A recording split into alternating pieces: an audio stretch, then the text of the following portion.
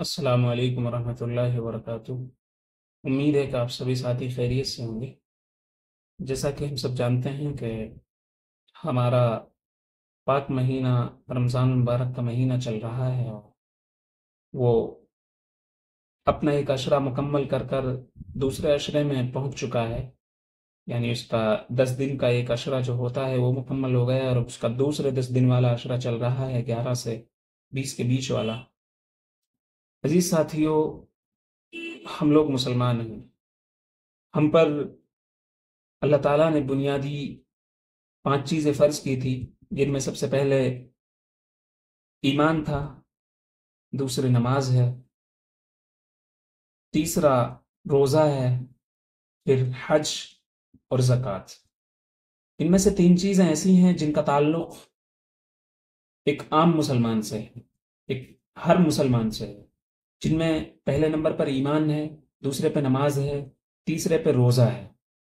यानी ये हर मुसलमान पर फ़र्ज है।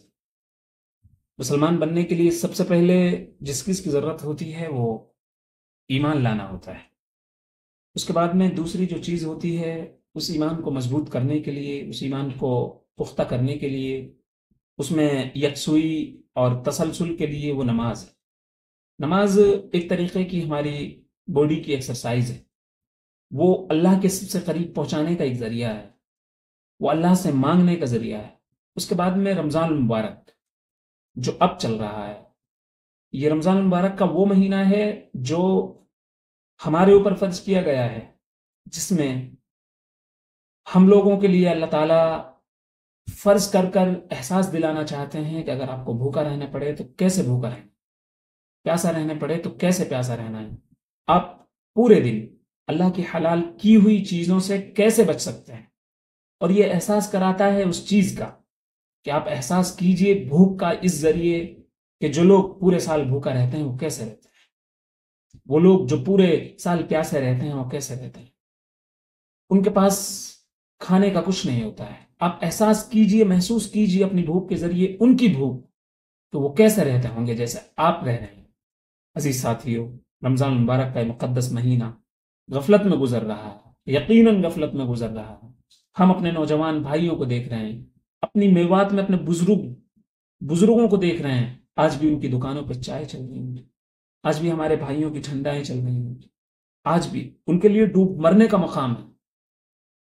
आपकी कोई मजबूरी रही होगी, अव्वलन तो कोई मजबूरी नहीं है, हमारी कोई मजबूरियां नहीं है रोजे छोड़ने की, लेकिन फिर भी अगर आपकी कोई मजबूरी है तो छुप कर खाइए पीजिए।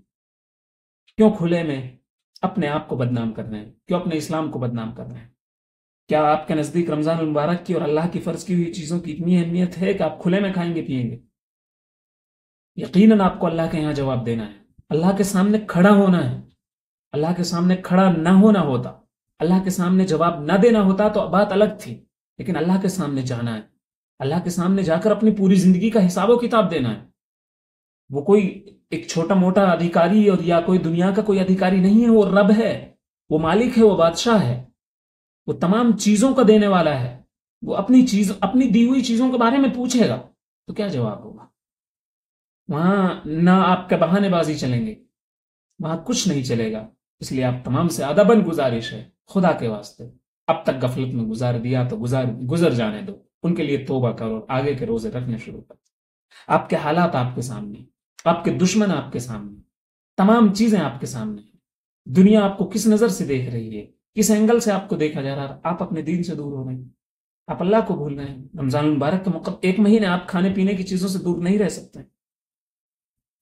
उन भाइयों से पूछो जिनके पास खाने के लिए कुछ नहीं है, जिनके पास रहने के लिए घर नहीं है, जिनके पास सोने के लिए बिस्तर नहीं है।